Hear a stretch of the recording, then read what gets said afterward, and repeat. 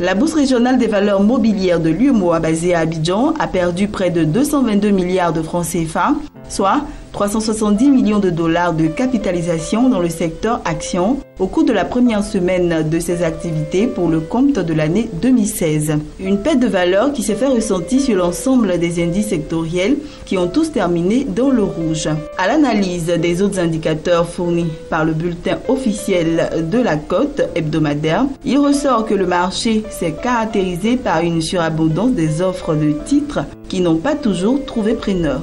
Son concurrent dans le secteur des services publics, l'Office national des télécommunications ONATEL du Burkina Faso, a concédé près de 9,7% sur la période de référence. Ce repli pourrait être compris davantage comme une volonté des investisseurs de réaliser des prises des bénéfices, surtout lorsqu'on sait que l'action ONATEL a terminé au 31 décembre 2015 sur une plus-value équivalente à 103,7% de sa valeur de janvier 2015. La région du Hambol a produit 33 000 tonnes de cajou en 2015 et a été classée 4e région productrice de Côte d'Ivoire. Selon le délégué régional du Conseil Coton Anacad, Koné Atchoumou, la Côte d'Ivoire est devenue premier producteur de cajou devant l'Inde. Il a souligné que lors de la campagne 2015, près de 11 milliards de francs CFA ont été investis à Dabakala, 9 milliards à Katiola et à Niakaradougou. Par ailleurs, il a annoncé que les acheteurs seront connus après analyse des dossiers déposés pour la délivrance d'agréments pouvant leur permettre d'exercer. 4 acheteurs, 25 sociétés coopératives et 8 sociétés commerciales sont dans l'attente de leur agrément. Le prix des légumes connaît depuis le début de l'harmattan une hausse généralisée sur les différents marchés de Boaké. Au marché de Bramakoté, le seau d'aubergine est revendu entre 4 000 et 5 000 francs CFA contre 2 000 francs CFA pendant la saison pluvieuse. Le même constat est fait au niveau du gombo frais, dont le prix de revient du seau est passé de 1 000 francs CFA à 4 000 francs CFA en l'espace de quelques semaines, soit une augmentation de 3 000 francs CFA. La boîte de tomates fraîches qui coûtait seulement 1 000 francs CFA il y a quelques mois est revendue en ce même moment à 2 500 francs CFA. Les prix de la carotte, de l'aubergine noire, du chou, du piment ne sont pas en marge de cette flambée généralisée constatée en ce moment sur les différents marchés de Boaké.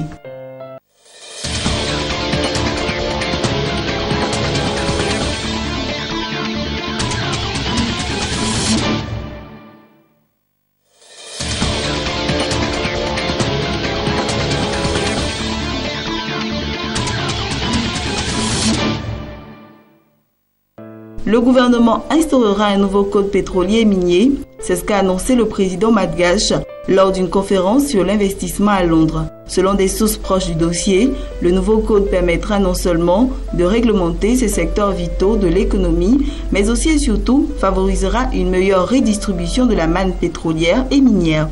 Le code actuel, entré en vigueur en 2005, est décrié par la société civile et qualifié d'inique. Le Bénin devrait connaître un recul de sa production cotonnière sur la campagne 2015-2016.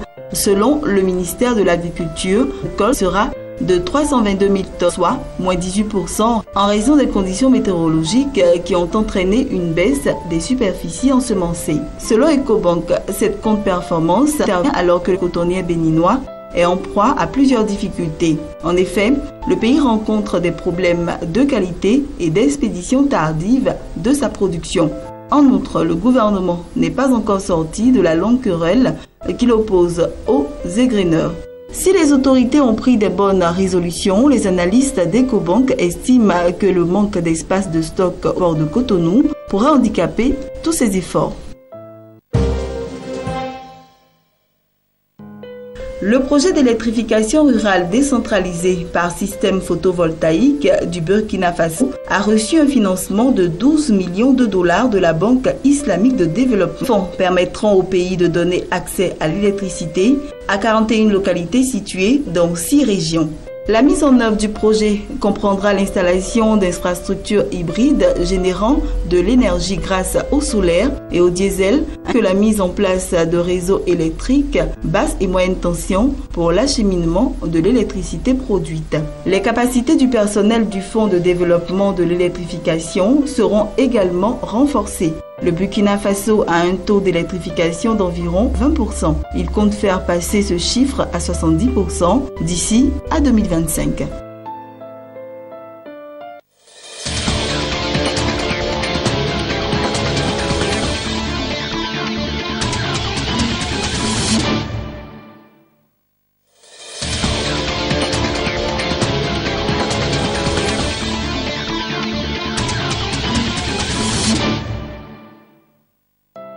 France Télévisions, avec ses 5 chaînes, a dévancé en 2015 le groupe TF1 avec le même nombre de chaînes que son concurrent.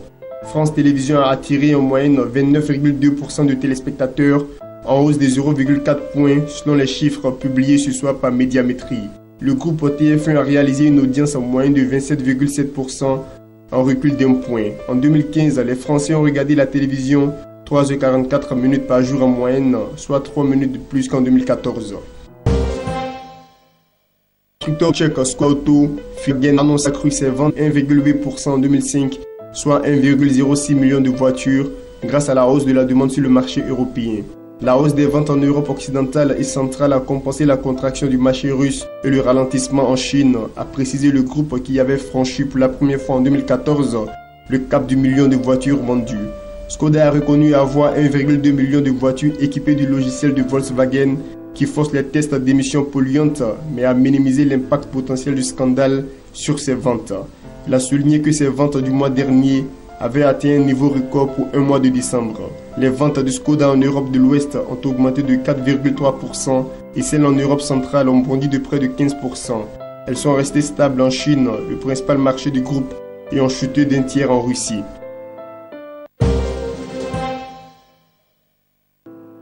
Stéphane Richard, le PDG d'Orange, affirme que son groupe est entré avec Bouygues dans un examen approfondi d'une opération de rapprochement des deux groupes.